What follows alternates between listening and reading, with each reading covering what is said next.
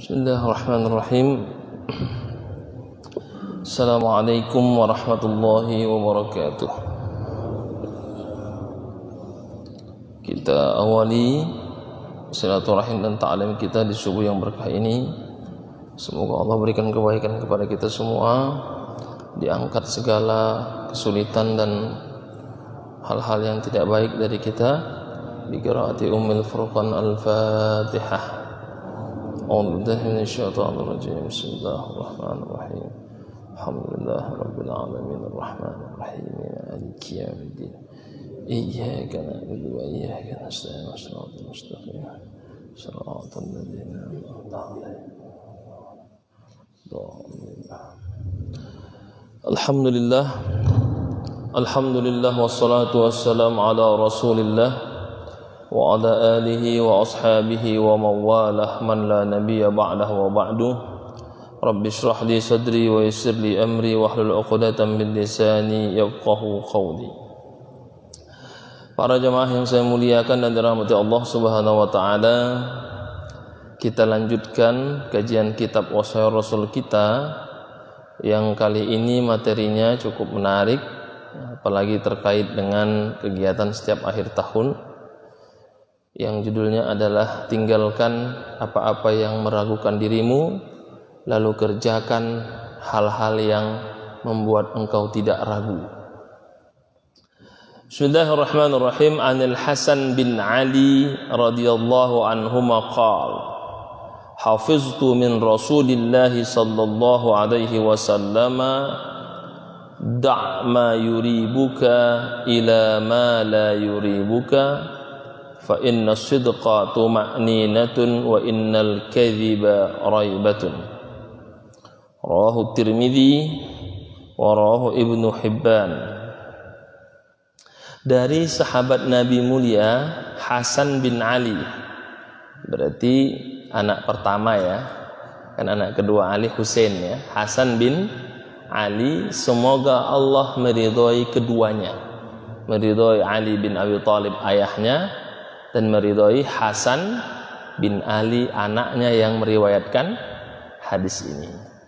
Qala, Imam Hasan berkata, hafiztu min Rasulillah sallallahu alaihi wasallam, aku mengingat serta mendapatkan hafalan dari Rasulullah sallallahu alaihi wasallam sebuah hadis yang isinya adalah da' ma yuribuka, tinggalkan apa-apa yang meragukanmu, ila ma la yuribuka, kepada hal-hal yang tidak meragukanmu. Fa inna sidqa tuma'ninatun, karena kejujuran atau kebenaran itu akan memberikan ketenangan. Wa innal kadhiba raibatun, dan kebohongan itu akan membuat dirimu ragu dan tidak tenang. Hadis riwayat Imam Tirmidzi pada kitab penjelasan hari kiamat bab yang ke-60, dia katakan hadis ini hasan sahih. Kemudian diriwayatkan juga oleh Imam Ibnu Hibban, tapi lafaznya berbeda. Kalau yang di sini kalimatnya fa inna sidqa tuma'ninah, pada Imam Ibnu Hibban teksnya fa innal khaira tuma'ninah, karena kebaikan itu memberikan ketenangan, wasyarru raibah, dan keburukan itu memberikan keraguan serta ketidaktenangan. Jadi ada dua hadisnya ya. Pertama pada Imam Tirmidzi dengan tingkatan hasan sahih, dan yang kedua pada Imam Ibnu Hibban, tapi teksnya berbeda. Kalau teks yang saya bacakan ini kita mengambil dari Imam Tirmizi, fa inna sidqa tuma'ninah, bahwa kejujuran dan kebenaran itu adalah ketenangan. Sedangkan Ibnu Hibban fa innal khaira tuma'ninah, kebaikan itu adalah ketenangan. Wa innal kadhiba raibah, kebohongan itu memberikan ketidaktenangan. Sementara di kalimat Ibnu Hibban wa inna syarra, dan keburukan itu memberikan ketidaktenangan atau keraguan. Jadi ilmu hadis itu begitu. teksnya banyak, lafaznya berbeda, dan periwayatannya bisa bermuara kepada pemahaman yang sama. Jadi kalau kita mendengar hadis, kalau kita meyakini itu ambil, kalau kita tidak meyakini tanya sama ahlinya. Kalau kita melihat ada pertentangan atau hadisnya kontradiktif, tanya dengan pakarnya. Nah, baru kita bisa mengambilnya. Kalau enggak nanti kita serba susah menerima sesuatu yang kita tidak tahu. Oh, saya baru dengar itu hadisnya, kan begitu ya? Saya nggak pernah dengar seumur hidup saya. Ya. Jawabannya dibalik, Bapak yang baru belajar, bukan baru dengar, kan begitu? Karena hadisnya banyak. Seperti tadi contohnya yang kita bahas hadis Imam Tirmizi, ternyata ada dalam hadis Imam Ibnu Hibban yang teks awalnya sama, tapi ada sedikit perbedaan redaksinya, tapi isinya sama. Baik, apa kata pengarang kitab ini ketika mensyarah hadis ini? Dia katakan satu pengantar yang cukup menarik. Dia katakan apa? Hadal hadis min jawami'i kalimi Rasulullah sallallahu alaihi wasallam qad ishtamala ala ma'anin katsirah taluhu lil muta'ammil 'inda an-nazari fihi fahuwa ala ijazihi al-wajiz yu'addu qa'idatul qawaid kullaha fi abwabil halal wal haram. Hadis ini kalau merujuk kepada penjelasan tadi tegas, berbicara tentang hal yang halal dan yang haram. Kenapa? Karena kalimatnya ambil yang tinggalkan yang membuat engkau ragu, lalu ambillah yang tidak membuat engkau ragu. Atau bahasa gampangnya, ambil yang halal, tinggalkan yang haram. Kan begitu sebenarnya sederhananya. Karena halal itu meyakinkan, haram itu tidak meyakinkan. Yang kedua, juga bisa diterjemahkan dengan hindari yang syubhat, karena itu meragukan, kerjakan yang telah jelas hukumnya, karena itu tidak meragukan. Nah, ini kira-kira komentar pengarang kitab ini terkait dengan hadis ini.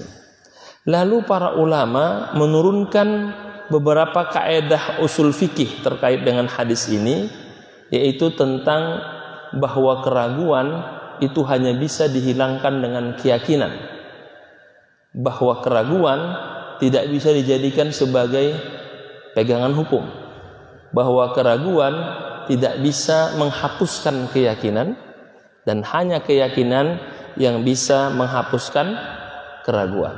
Apa kaedahnya? Pertama, kalau yang belajar ilmu usul fikih, al-yaqinu la yuzalu bisyakki, bahwa keyakinan tidak bisa dihilangkan dengan keraguan. Contoh, Bapak biasa sholat isya berjamaah. Oke?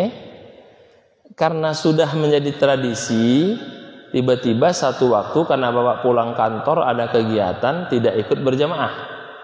Sudah? Lalu ketika mau tidur Bapak ragu. Saya tadi udah sholat isya belum enggak ya? Saya sudah sholat isya belum enggak tadi ya? Nah, maka apa yang dibangun? Gunakan kaedah yang biasa Bapak lakukan. Bapak sudah sholat isya berjamaah, maka itulah dijadi patokan hukum bahwa saya telah sholat isya, karena saya sudah biasa sholat isya tepat waktu. Oke lah, mungkin tidak berjamaah, tapi saya pasti akan sholat di mana saya berhenti, karena sudah tradisi saya sholat isya selalu tepat waktu. Hanya karena saya sedang di jalan lagi sibuk, saya sholatnya nggak berjamaah, sehingga ketika dia jam 10, jam 11 malam mau tidur agak ragu, dia bangun dengan keyakinan berdasarkan kebiasaan sebelumnya. Kecuali nanti ada fakta hukum atau ada orang yang mengatakan dengan sangat meyakinkan bahwa dia belum sholat isya. Itu namanya kaedah apa? Keyakinan tidak bisa dihilangkan dengan keraguan. Yang kedua, al-yaqinu la yartafi'u illa biyaqin, bahwa keyakinan tidak akan bisa diangkat kecuali dengan keyakinan. Artinya dalam hukum kaidah usul fikih itu tidak bisa mengambil hukum yang ragu-ragu sementara ada hukum yang jelas kita yakin. Nah, ini kaidah-kaidah begini itu membuat kita menjadi lebih bijaksana karena rujukan hukumnya jelas. Kemudian kaidah yang ketiga, barang siapa yang meyakini perbuatan lalu dia merasa ragu apakah jumlah yang dia kerjakan banyak atau sedikit, maka mengambil yang sedikit karena itu yang lebih meyakinkan. Apa kaidahnya? Man tayaqqana al-fi'la wa syakka fil qalili awil katsiri hamala 'alal qalili li'annahu al-mutayaqqin. Jadi dia biasa sholat zuhur berapa? 4 rakaat kan? Mungkin karena banyak masalah tiba-tiba dia ragu, berapa sholat saya tadi? Kan begitu? Maka ambil yang sedikit. Ambil yang sedikit. 4 atau 3 ya, ambil 3. Kenapa? Kalau ternyata 4, betul? Faqad syafa'athu. Kalau ternyata 4 padahal dia yakin 3, maka dia telah menambah sholatnya dan itu dimaafkan. Tapi kalau memang 3, betul 3 ya, berarti dia menyempurnakan sholatnya targhiman lisyayati, dan itulah gangguan setan. Kira-kira begitu. Jadi hukum fikihnya itu ambil yang sedikit. Contoh lanjutnya, kalau dalam fikih muamalah kita punya hutang dengan orang, nah ini jangan dibalik. Nah, kalau sholat ambil yang sedikit, jangan ambil yang banyak. Kalau kita punya hutang, ambil yang banyak, jangan ambil yang sedikit. Nah, ini bedanya. Saya hutang saya 1,8 M atau 1,7 M ya. Ambil 1,8 M. Kenapa? Karena kalau berlebih itu sebagai sedekah, tapi kalau berkurang dia telah melakukan kezaliman. Nah, beda lagi. Nah, jangan dibalik. Ibadahnya dilebihkan, pas ngutangnya saya 1,7 apa 1 juta ya? 1 juta yang dikit ya, enggak boleh. Ambil yang banyak. Kalau dibalik, kita yang punya hutang, kita berpiutang, artinya bapak berhutang ke saya, terus saya ragu, hutang bapak sama saya berapa ya? Ambil yang sedikit, ikhlaskan yang banyak. Karena kalau hutangnya lebih, bapak mengambil yang bukan hak bapak. Kalau hutangnya kurang, bapak sedang bersedekah kepadanya. Nah, lagi dibalik lagi. Kalau tadi yang berhutang, kalau ini yang berpihutang. Kaidah terakhir, la ibrata bizzannil bayyin khata'uhu. Tidak bisa diambil sebagai sandaran hukum yang jelas-jelas sudah salah. Nah, jadi nanti, maaf Pak Ustadz, kaidahnya kita sudah belajar. Kalau ragu, kita boleh memilih. Kalau sudah jelas salah ya sudah. Apa hukumnya Ustadz, saya bekerja di diskotik? Nah itu nggak ada keraguan, memang haram. Selesai masalahnya. Udah jelas di diskotik kan? Itu sudah jelas. Tapi kalau apa hukumnya saya kerja di hotel? Nah, di hotel itu masih belum jelas. Karena hotel itu fungsinya bisa tempat penginapan, bisa tempat maksiat, dan bisa siapa saja kan?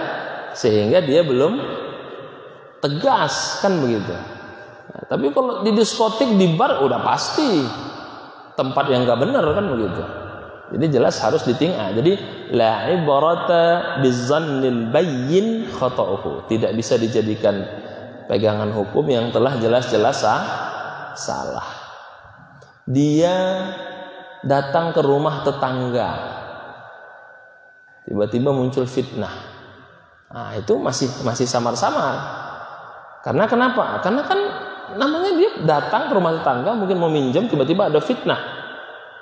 Terjadi perselingkuhan misalnya. Nggak bisa, itu masih samar-samar. Tapi dia datang ke rumah bordil, nginap di situ. Nah, itu jelas. Jangan ditanya lagi. Ngapain Bapak di situ? Iktikaf. Nah, jelas berbeda itu. Nah, kan beda itu kan? Nah, jadi tidak bisa mengambil hukum yang telah jelas kesalahan. Meskipun nanti dalam negara kita ada asas praduga tidak bersalah. Dalam Islam nggak dipakai itu. Jelas-jelas di situ ya bukan praduga tidak bersalah. Buktikan Anda tidak bersalah, selesai. Nah, itu bedanya. Nah, jadi kadang-kadang antara hukum positif dan hukum negatif itu sering ada perbedaan prinsip. Kalau hukum positif logika hukum yang digunakan, kalau hukum Islam perintah Allah sebagai sandarannya dan bagaimana menafsirkannya itu sebagai rujukannya. Jadi metodologi penafsirannya nanti perbedaannya. Sama dengan yang sekarang lagi rame-rame lah, rutinitas setiap akhir tahun. Nah, itu kan teksnya tidak ada masalah, tapi metode menafsirkannya yang terjadi perbedaan pendapat. Lanjut. Wasyar'ul hakim qad buniyat ahkamuhu 'ala al-yakin la 'ala asy-syakki wat takhmin. Fa adillatuhu fi jumlatiha yaqiniyah la yatatarraqu ilaiha al-wahmu wal syakku wala dhannal bayyin khata'uhu wala ta'tariha syubhatun ta'uqul 'amalu biha aw taqifu 'uqbatan fi tariqi fahmiha 'ala an-nahwi alladhi arada Allah 'azza wa jalla. Syariat Islam yang kita pahami ini itu dibangun dengan dalil-dalil yang meyakinkan, bukan dalil-dalil yang meragukan, bukan dalil-dalil yang menyesatkan, dan bukan dalil-dalil yang memberikan kita kebingungan. Jadi dalil itu sudah yakin benar. Di mana bingungnya? Metode menafsirkannya, metode memahaminya. Tapi teks-teks Al-Quran, hadis itu dibangun dengan dasar yang meyakinkan. Bagaimana kita menjalankan agama kalau kita nggak yakin dengan teks-teks kitab suci kita? Makanya ketika membaca Al-Quran, surat Al-Baqarah ayat 2 apa? A'udzubillahi minasyaitonirrajim. Setelah alif lam mim, dzalikal kitabu la raiba fihi. Tegas itu sudah. Jadi kalau dia masih meragukan ya berarti dia melewati bacaan Al-Baqarah ayat 2. Dzalikal kitabu la raiba fihi. Itulah kitab suci Al-Qur'an yang tidak ada keraguan di dalamnya. Tegas itu. Hudan lil muttaqin, petunjuk bagi orang yang bertakwa. Saking tenarnya nama La Roiba ini, muncullah nanti pesantren La Roiba, kantin La Roiba, restoran La Roiba, betul? Sampai Institut Agama Islam La Roiba ada juga. Karena namanya menarik, La Roiba, jangan ragu, kan begitu ya.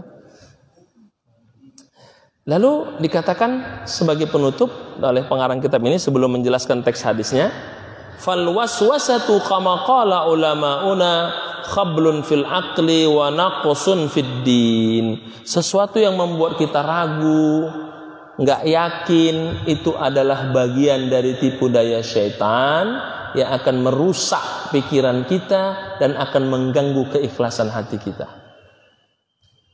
Kita sudah bahas ya pada pertemuan sebelumnya. Ada orang lewat, kenapa ya kalau saya tegur nggak pernah dijawab sama dia? Kenapa ya? Jadi kan ragu. Jangan-jangan dia nggak tahu saya. Kebanyakan ragu itu akan merusak akal kita dan merusak hati kita. Nah, jadi jangan ragu-ragu hidup itu. Kalau ragu-ragu apa yang terjadi? Ya tadi nggak akan mendapatkan ketenangan. Baik, kita masuk ke teksnya. Ini pengarang ini memberikan panjang pengantarnya karena hadis ini menjadi salah satu dasar hukum dan masuk kategori dalil usul fikih nanti yang tadi itu. Teksnya adalah da'ma yuribuka ila ma la yuribuka. Tinggalkan apa yang meragukanmu kepada apa-apa yang tidak meragukanmu. Apa artinya? tinggalkan sesuatu yang engkau ragu kehalalannya dan engkau ragu ada manfaatnya, atau engkau merasa tidak nyaman ketika mengerjakannya, atau engkau merasa kalau engkau ambil kebijakan ini maka akan menimbulkan pertentangan yang luar biasa dan pada akhirnya dirimu tidak ridho mengerjakannya. Nah, lihat ya penjelasannya. Dan akan merendahkan sifatmu, merendahkan integritasmu, bahkan bisa menodai keagamaanmu. Nah, lihat kan teman. Jadi maksud dari tinggalkan apa-apa yang meragukanmu kepada apa-apa yang tidak meragukanmu, artinya tinggalkan pekerjaan yang engkau ragu ada nggak manfaatnya, halal nggak ini, bermasalah nggak nanti, menjatuhkan integritas saya apa enggak, menjelekkan agama saya apa enggak, menjadi bahaya bagi agama saya nanti apa enggak, akan bahaya bagi anak-anak saya apa enggak, akan merusak generasi nanti apa enggak. Tinggalkan itu, kerjakan yang membuat engkau tidak ragu. Itu maksud dak ma yuribuka ila ma la yuribuka. Walzam ma yatma'innu ilaihi qalbuk, dan kerjakan yang mana membuat hatimu nyaman, dan tinggalkan hal-hal yang syubhat karena itu akan merusak pikiranmu. Nah, itu pengertian tinggalkan apa-apa yang meragukanmu, kerjakanlah hal-hal yang tidak meragukanmu. Hadis ini diperkuat oleh hadis yang lain. Apa kata Rasulullah SAW oleh hadis sahih Bukhari Muslim yang sering kita dengar? Apa? Innal halala bayyin wal harama bayyin. Sesungguhnya yang halal itu jelas, yang haram itu jelas. Di antara keduanya perkara-perkara syubhat. Maka barang siapa yang bisa menjaga dirinya dari perkara syubhat, maka ia sedang memuliakan agama dan harga dirinya. Dan orang yang mengerjakan syubhat itu seperti seorang penggembala yang menggembala di tepi jurang yang berpotensi untuk jatuh kapan saja. Nah, jadi kalau kita ngembala kambing di tepi jurang, jatuh enggak? Enggak. Tapi potensi untuk jatuh setiap hari ada. Begitulah orang yang bersyubhat. Dan Allah menjelaskan setiap syariat ada batasannya. Dan haram itu yang membatasi syariat boleh atau tidaknya. Dan ingatlah, di dalam jasad itu ada segumpal daging. Apabila baik segumpal itu, maka baiklah seluruh amalnya. Dan apabila buruk segumpal itu, maka buruklah seluruh amal dan jasadnya. Ala wahyal qalbu, itulah adalah hati. Ini sering dipakai hadis ini ya. Ini hadis panjang dari Bukhari dan Muslim. Coba kita lihat redaksinya. Halal jelas, haram itu jelas, syubhat itu ditinggalkan. Baru apa kata kemudian? Ada hati. Artinya apa? Hati kita yang harus menentukan, saya ambil yang mana. Dan hadis tegas mengatakan, ini halal sudah jelas, yang haram nggak usah ragu-ragu. Tinggalkan yang membuat engkau ragu, kerjakan yang membuat engkau tidak ragu lagi. Itu kira-kira makna hadisnya. Wa hadzal hadis, kata pengarang ini, alaihi madarul Islam, ini menjadi salah satu standar dalam menjalankan agama Islam. Lalu pengarang ini mengatakan, wal mar'u rahinu qalbih fasalahuhu bisalahi wa fasaduhu bifasadih. Dan hati itu, seseorang itu berdasarkan kekuatan hatinya. Ketika hatinya yakin, maka baiklah amal yang dia lakukan. Ketika hatinya ragu, maka tidak berimbang apa yang dia lakukan. Coba lihat orang, masih ingat dulu ya, karena kita semua sudah berumur, masih ingat dulu ketika melamar calon istrinya, pakai keyakinan atau pakai keraguan? Pakai keyakinan kan? Bismillah, terima ini. Karena keyakinan. Belum pernah saya dengar orang melamar nikah itu Bismillah. Kayaknya berat ini. Enggak, pasti Bismillah, yakin kan? Karena dengan keyakinan. Masukin anak-anak kita, karena sudah ada yang lebih tua dari saya atau seumur orang saya, masukin anaknya kuliah, sekolah. Bismillah, SPP-nya mahal, insya Allah bisa ini. Nah, kan begitu ya? SPP-nya mahal, tapi sekolahnya favorit, anak saya senang, Bismillah, bisa ini. Kan keyakinan itu. Bukan dibalik. Gimana ayah, dedek mau sekolah, bismillah, tapi papa nggak yakin. Kan nggak mungkin begitu kan? Harus ya yakin. Nah, jadi keyakinan itu bersumber dari hati. Lalu karena dia menjelaskan tentang keyakinan meninggalkan keraguan, berarti bicara tentang syubhat. Syubhat ini kan meragukan.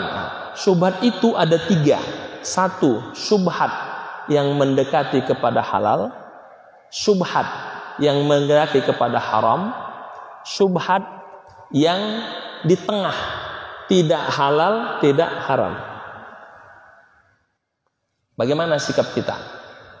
Pertama, syubhat yang mendekati ke halal, kalau kita meninggalkannya, bentuk kita zuhud. Jadi syubhat yang mendekati kehalalan, sudah. Kalau kita tinggalkan, itu bentuk kita wara' dan zuhud. Apa? Kehati-hatian kita. Apa contohnya? Kalau dalam hukum kita menerima parsel, kan dalam hukum KPK gratifikasi kan? Kalau kita kan enggak, dalam hukum Islam. Selama enggak ada urusan enggak apa-apa kan? Nah, itu syubhat, menggatati halal. Karena dalam hukum fikih, makanya kan terjadi perbedaan yang tajam antara para ulama menyikapi hukum gratifikasi dalam Islam.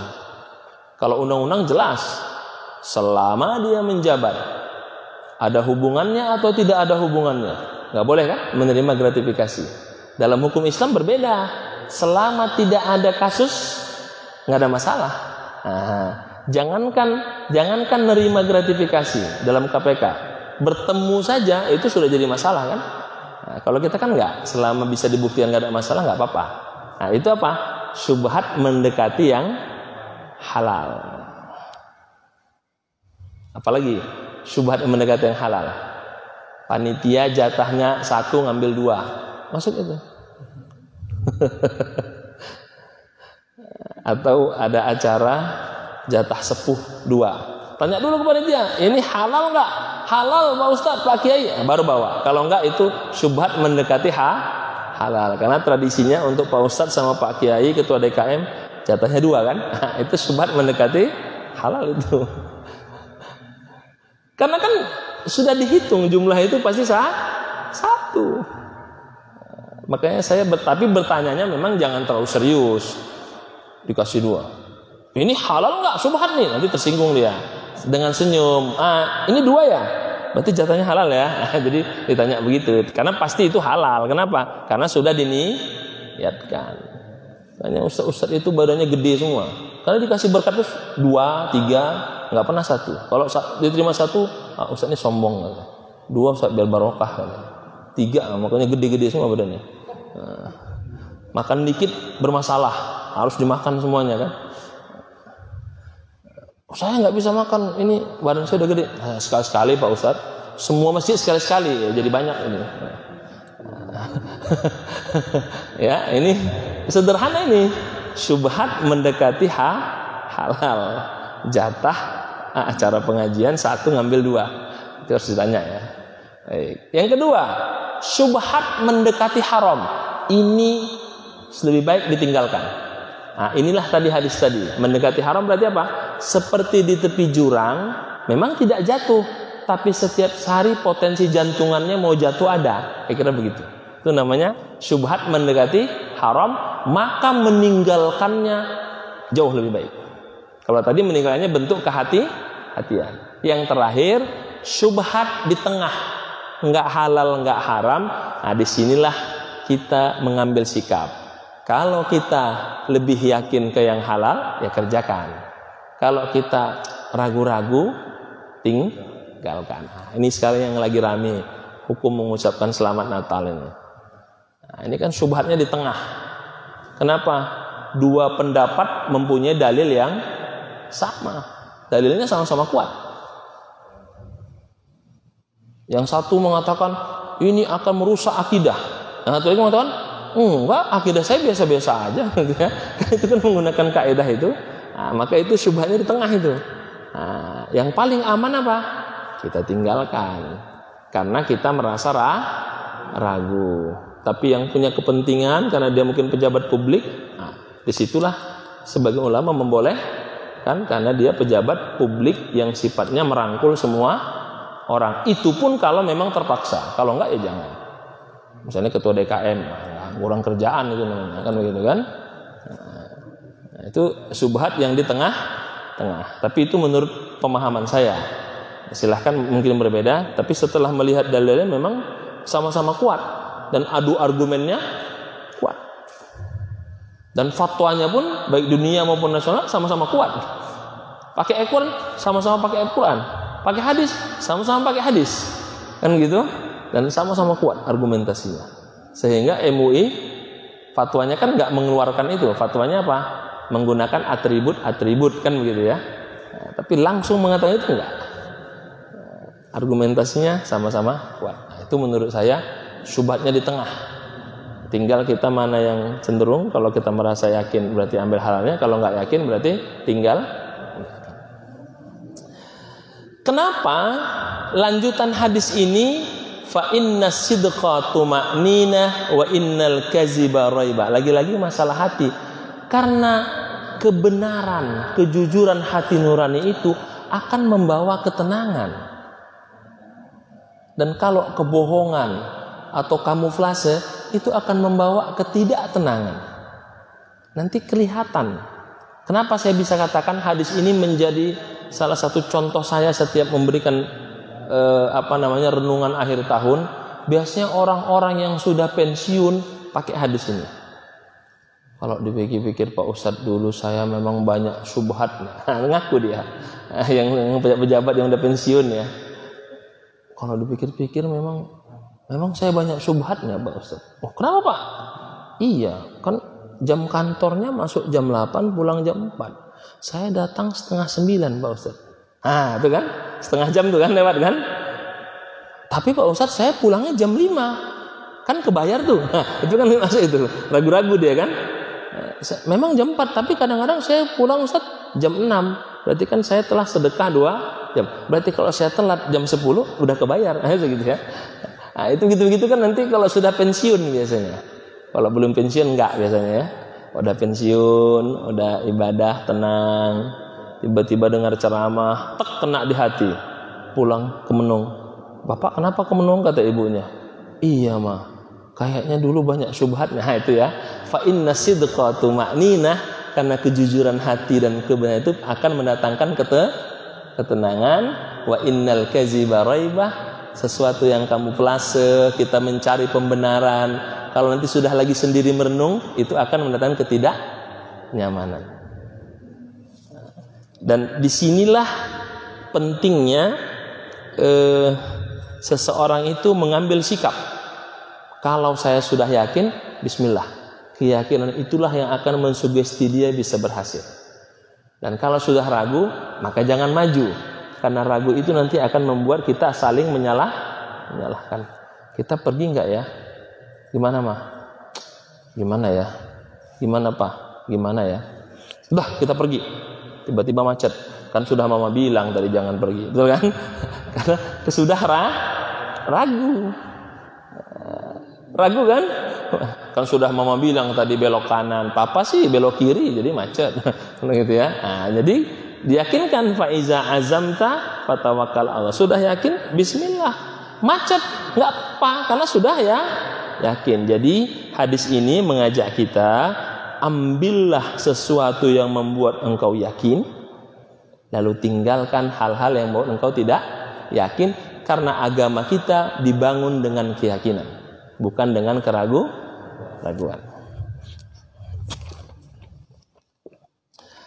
Kalau begitu, kata pengarang ini, bagaimana kita memberikan salah satu contohnya? Contoh pertama, kalau kita lagi sholat zuhur, kan begitu ya, tiba-tiba karena menghayal 3 atau 4 ya, ambil yang meyakinkan, maka tinggalkan yang meragukan. Yang kedua, lagi sholat tiba-tiba batal nggak ya, bunyi perutnya, tadi bunyi ke bawah atau dalam perut ya, nah, ambil yang meyakinkan, tinggalkan yang meragukan. Itu sama nanti kalau orang pergi umroh, pergi haji, kemarin saya pergi haji sah nggak ya, haji lagi dia, karena dia merasa tidak yakin. Penitanya, Bapak kok bisa haji lagi. Iya Pak Ustadz, waktu haji kemarin saya haji biaya dinas, ya gitulah, agak nggak yakin gitu. Ya, sudah balik lagi nih, kan begitu. Nah, kemudian kaidah yang lain lagi, dia akan melangkah Bismillah, apakah saya ambil apa enggak ya, saya terima enggak ya pekerjaannya. Kalau ragu jangan, karena itu akan menimbulkan apa, kesia-siaan. Dan dikatakan di sini dalam Al-Qur'an pada surah Fatir ayat 6, A'udzubillahiminasyaitonirrajim, innasyaitona lakum adu. Setan itu adalah musuhmu yang nyata. Fattakhizuhu aduwa. Jadikan dia betul-betul musuh yang nyata. Innama yad'u hizbahu liyakunu min ashabis sa'ir. Karena memang dia akan terus mau kita ragu. Jadi enggak ya. Kalau dia sudah ragu-ragu, itu setan yang masuk. Maka segera putuskan, karena setan akan terus mempermainkan perasaan kita sampai kita meninggalkan agama kita, tapi kita merasa kita sedang memperjuangkan agama kita. Begitulah setan luar biasa. Kalau kita sudah ragu, datang setan, bismillah, saya merasa ini benar. Nah, maka disinilah perlu apa? Keyakinan, dan tentu bertanya kepada ahli. Fas'alu ahla zikri in kuntum la ta'lamun. Dan kalimat terakhir kata pengarang ini, pentingnya kita merujuk kepada Rasulullah Sallallahu Alaihi Wasallam sebagai tauladan kita. Itulah yang akan membuat kita yakin bahwa yang kita lakukan jika mencontoh kepada Rasulullah Sallallahu Alaihi Wasallam pasti itu akan memberikan kebaikan. Itu kata pengarang ini menutup penjelasan hadis ini. Mudah-mudahan bermanfaat. Jika ada yang bertanya atau berbagi cerita, saya persilahkan. Wa'alafu minkum. Assalamualaikum warahmatullahi wabarakatuh. Ada yang mau ditanya atau dikonfirmasi? Silakan Pak. Waalaikumsalam warahmatullahi wabarakatuh.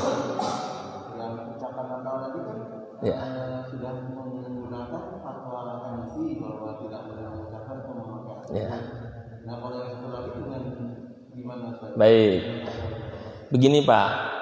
Makanya tadi saya sudah yakin bakal ditanya kan begitu ya. Yang pertama, fatwa ulama-ulama Saudi atau Timur Tengah, tepatnya ulama Saudi itu mengatakan haram mutlak mengucapkan selamat Natal apapun alasannya. Apa dia gunakan? Menggunakan ayat walan tardo angkal yahudu walan nasara hatta tattabi'a millatahum.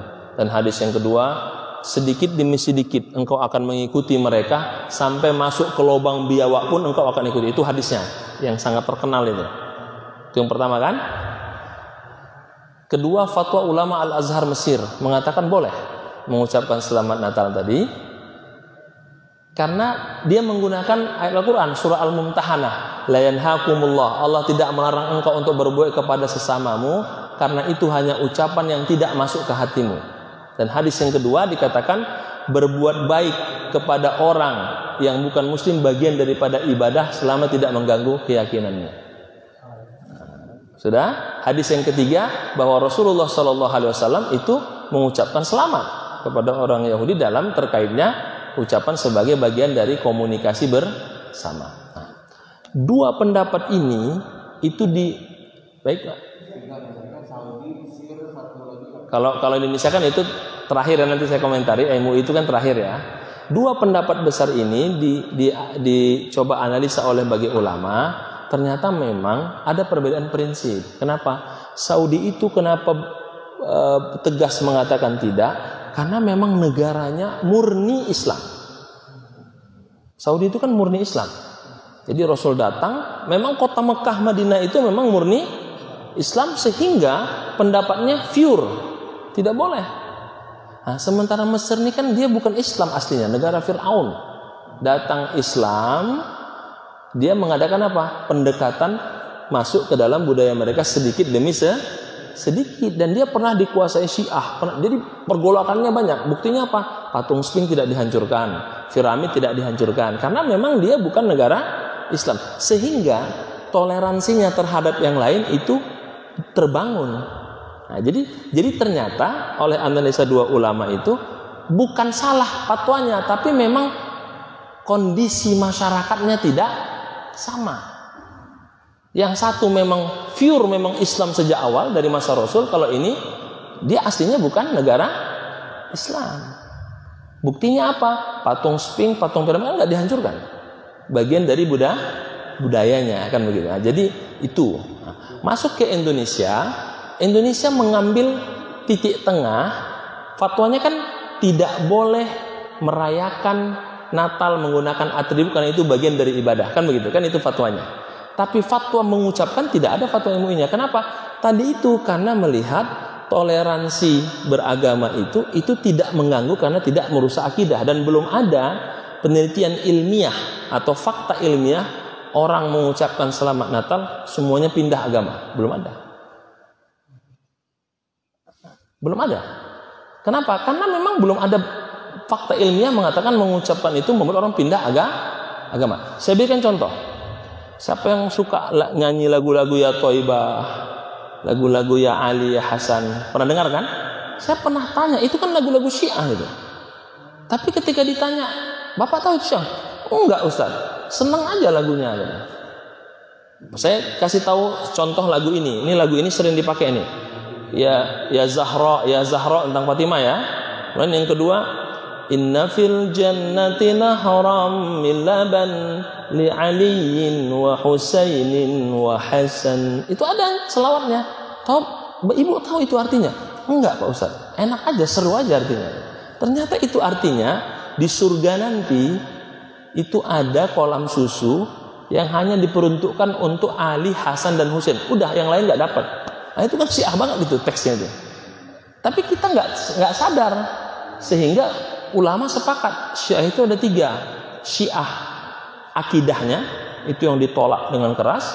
Yang kedua, Syiah pemikirannya, dia orang Islam tapi pemikirannya Syiah karena dia mungkin belajar kuliah di sana, buku-bukunya yang Syiah. Yang terakhir, Syiah masyarakat, dia nggak tahu itu Syiah, dia jalan aja karena seru-seruan aja. Nah, ini kan perbedaan ini yang akhirnya MUI tidak mengambil perkataan tegas, tapi dia mengatakan lebih baik kalau tidak punya kepentingan jangan lakukan. Maka masuk hadis tadi kan, berarti kan dia syubhat di tengah-tengah itu. Tapi MUI termasuk Kiai Haji Khalil Nafis, dia mengatakan kalau merasa tidak penting, tidak ada kepentingan, nggak usah ikutan.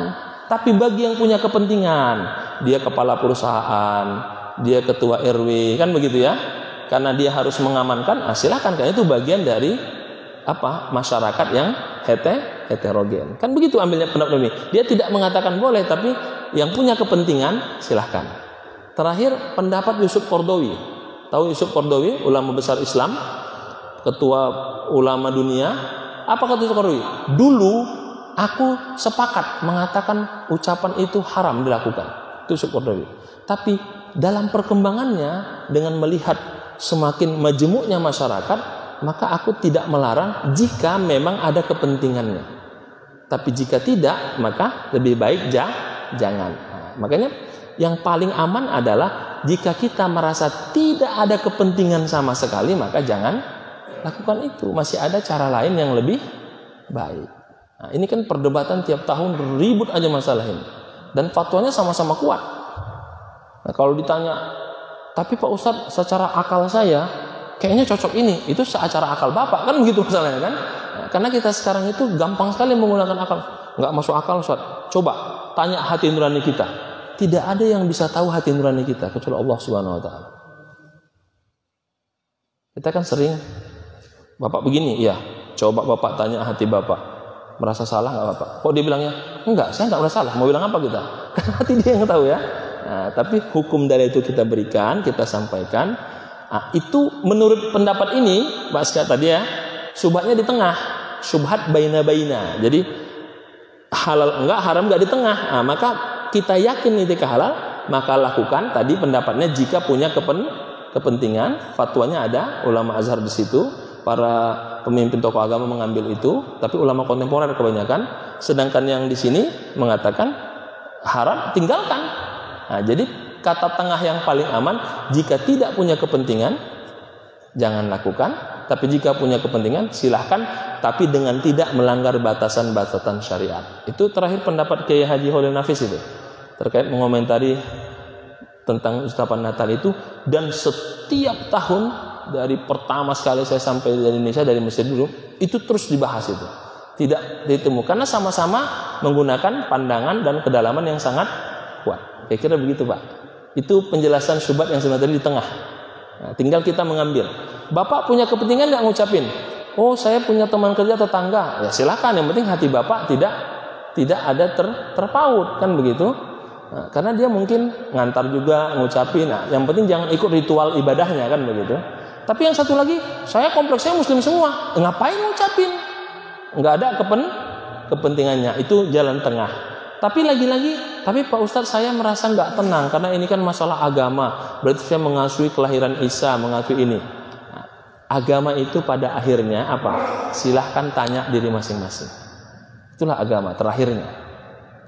Kalau ditanya masing-masing, bisa nggak kita membuat orang sama? Nggak bisa. Yang bisa membuat sama itu peraturan bersama.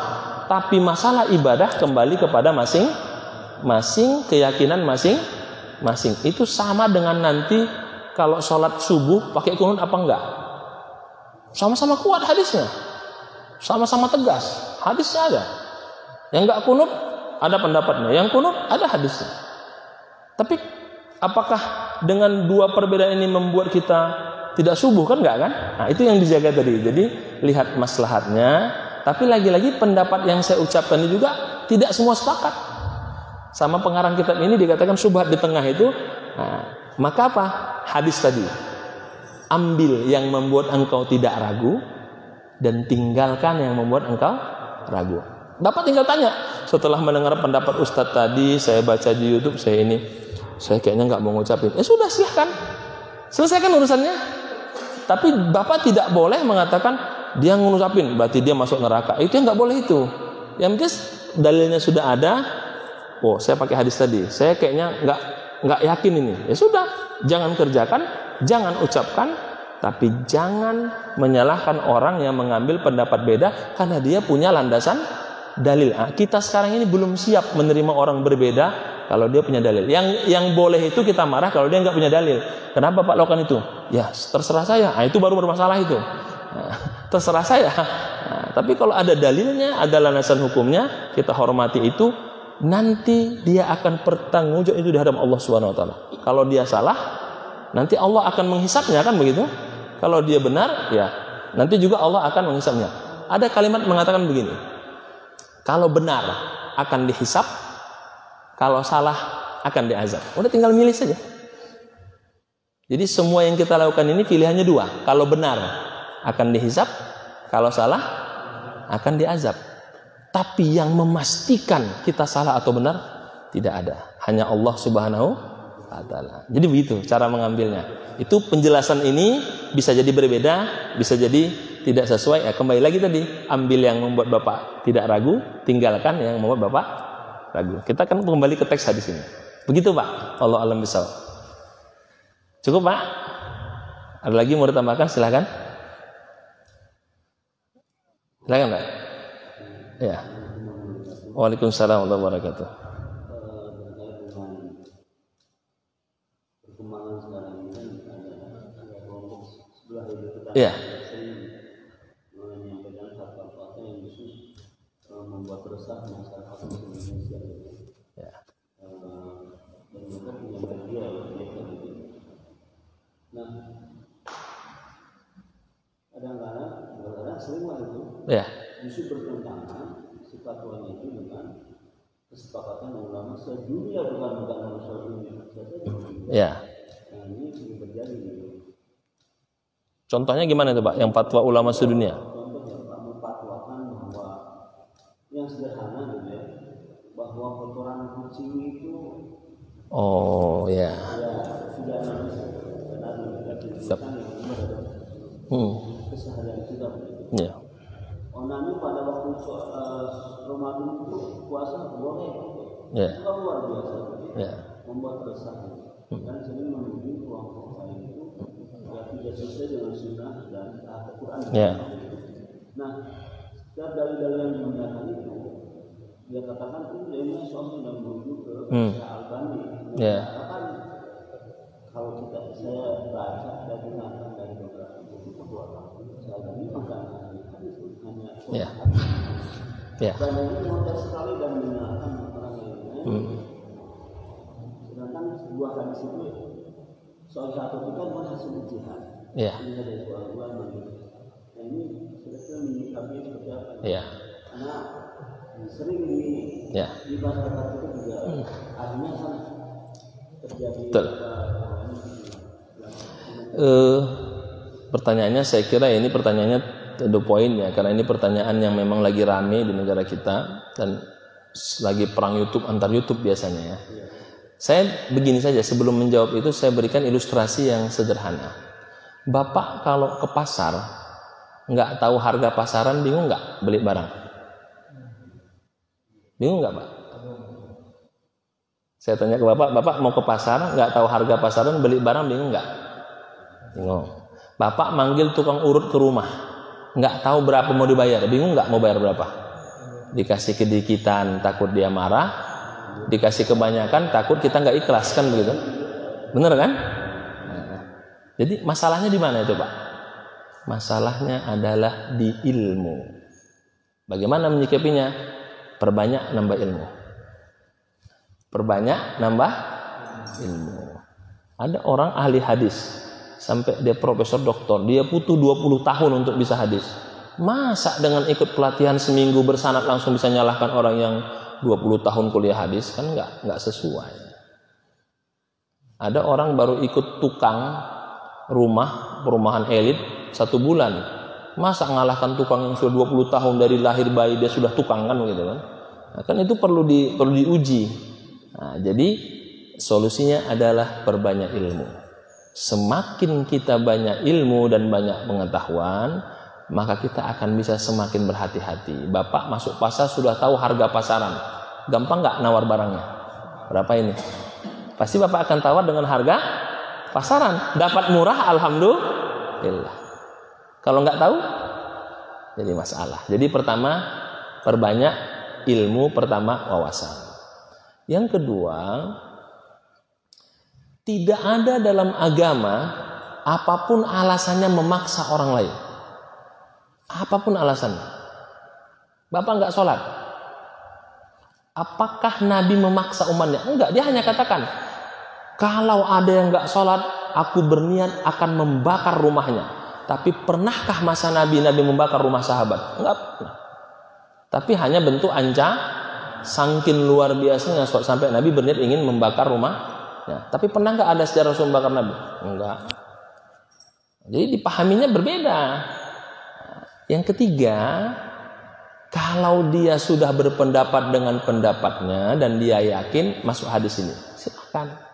Tapi ketika dia mencoba mempersalahkan apa yang kita yakini, mari kita duduk menyampaikan dalil masing-masing. Kalau dia katakan imam mazhab bisa jadi salah karena dia manusia, sama juga. Bapak Ustadz, yang Bapak Ustadz ambil dari ulama Bapak Ustadz juga bisa jadi salah karena dia manusia. Jadi sama-sama kan? Nah, tapi kalau sudah tidak menerima dialog, tidak menerima diskusi, apa yang kita lakukan? Tinggalkan. Apa kaedahnya? Lana a'maluna walakum a'malukum. Jadi ada 2 kaedah. Kalau beda agama, lakum dinukum waliyadin. Agamamu, agamaku. Kalau bahasanya orang jalanan, ada kode etik preman, saling menghargai. Anda sopan, kami segan, kan begitu? Lakum dinukum waliyadin. Kan begitu? Nah, tapi kalau dalam urusan amal ibadah punya kitab keyakinan, lana a'maluna walakum a'malukum. Kami punya amal kami dan punya dasarnya, silahkan. Wa nahnu lahu mukhlisun. Nanti Allah yang akan menilai mana yang lebih ikhlas terhadap amal yang kita lakukan. Dan yang terakhir, kalau begitu itu dihindari Pak. Dihindari, nggak usah ikut dalam perdebatan. Saya di grup sering itu, nggak usah diikuti. Tapi kita sudah punya pendapat, kita sampaikan pendapat kita, mau diikutkan sila, mau nggak apa-apa. Karena yang boleh diikuti pendapatnya adalah pendapat pemerintah. Pemerintah siapapun, misalnya Bapak punya grup admin, ribut kan berdebat, Bapak adminnya, Bapak bilang admin di sini aturannya A23. Nah, kita hanya patuh sama yang adminnya, yang lain nggak perlu dipatuhi karena dia yang punya. Nggak terima dikeluarkan dari grupnya, selesai kan? Jadi itu menggunakan kaidah usul fikih, hukmul hakim yarfa'ul khilaf. Apapun perbedaannya, apapun perselisihannya, jika ada yang otoritas atau otoritatif menetapkan keputusan, maka kita patuh kepada otoritas itu. Contoh, Bapak punya sekolah TK, Bapak ingin katakan liburnya seminggu. Orang protes, di mana-mana 2 minggu, di mana 2 minggu. Apa jawab Bapak? Mau masuk TK saya silahkan, nggak mau ya sudah, kan begitu kan? Nah, jadi itu pendapat apa? Pemimpin hukmul hakim yarfaun ila, keputusan pemimpin, mau pemimpin apapun itu menyelesaikan perselisihan. Termasuk di grup. Grup itu kan kecuali grupnya adminnya semua, itu baru, itu berantem terus. Saya punya grup admin semua. Ada grupnya admin semua. Nah, itu nggak selesai. Tapi saya punya grup juga admin saya sendiri. Saya bilang aturannya ini, nggak ikut, saya keluarkan, selesai kan? Nggak ada masalah. Begitu Pak, menyikapinya perbanyak ilmu, hindari perdebatan seperti itu, dan hormati pendapatnya selama dia punya keyakinan. Tapi kalau dia menyalahkan atau menyerang, nah kita ajak diskusi. Apa dasarnya? Nah, kalau dia menghindar, ya, tadi kalau benar dihisab, kalau salah diazab. Pilihan sederhana. Begitu Pak. Ya, kita ada dari zaman sekarang. Kita tentu sangat memegang dengan apa yang kita pernah kaji dari batu orang itu. Namun pertanyaan kedua saya adalah, ada nggak upaya dari pemerintah khususnya dua MUI menangani masalah ini? Sudah Pak. MUI sudah. Salah satunya dari pertemuan itu yang satu kan kabur. MUI itu sudah berkali-kali memanggil, diajak dialog, tapi memang nggak mau datang dialog, itu masalahnya. Jadi memang dipanggil dialog, klarifikasi, nggak mau datang. Ini kan sebenarnya problemnya itu semenjak munculnya medsos sekarang. Jadi kan ada 2 hal ya Bapak sekalian. Pertama, kita sedang bahasanya itu sekarang apa Pak? Jadi karena medsos ini sesuatu baru, kita gugup, apa namanya itu? Gugup ya. Kalau saya di Sumatera, kemaruk namanya. Jadi karena nggak pernah medsos, jadi gugup gitu. Jadi dia menyangka semua berita medsos itu harus diterima. Sudah? Itu saya alami ketika pertama kali saya mengenal WA itu. Kapan pertama kali mengenal WA itu? Ya waktu pilpres itu kan. Wah, dipertemukan di Facebook, diakrabkan di WhatsApp, dipisahkan karena pilpres kan gitu, berantem. Itu gugup karena nggak biasa. Jadi kegugupan itu ditambah dengan ilmu yang tidak kompeten, maka sempurna dia masalahnya. Jadi di medsos itu tidak semua dijadikan ilmu. Sering coba share YouTube.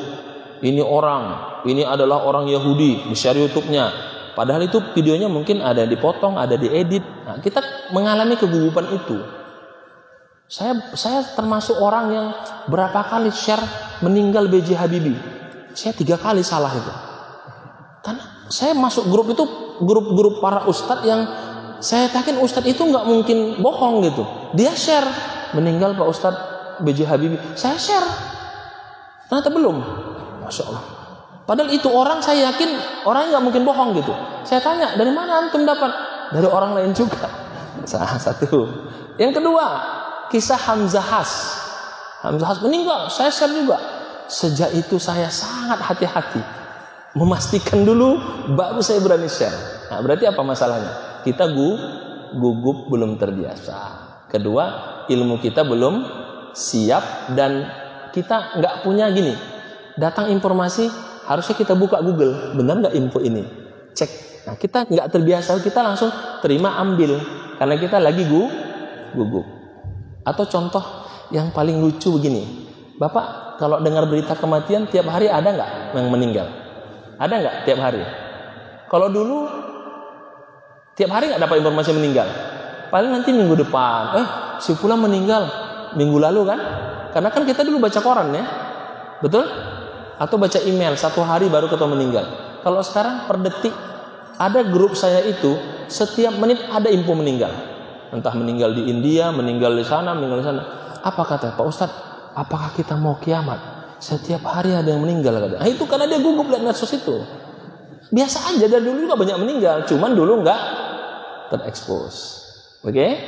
Yang kedua, dia pernah ceramah dulu, terus sekarang dia berubah. ceramah yang dulu dibuka lagi. Kita belum siap. Kita belum siap. Iya. Contoh yang terakhir, pernah dapat berita nggak? Imam Sudais datang ke Istiqlal, dia jadi imam baca bismillah. Pernah dapat berita itu nggak? Pernah kan? Nah, diputar yang lama-lama. Tidak boleh pakai bismillah. Apa kata orang? Yang nggak benar dipotong. Imam Sudais telah berubah mazhabnya ke dalam mazhab Syafi'i. Takbir, Allahu Akbar. Orang semua siap. Itu bahaya itu. Padahal Imam Sudais menghormati di Istiqlal mazhabnya Syafi'i pakai bismillah. Tapi dikasih judulnya. Saya berapa kali dapat berita, inilah Quran akhir zaman. Saya dengarin isinya, nggak ada hubungannya.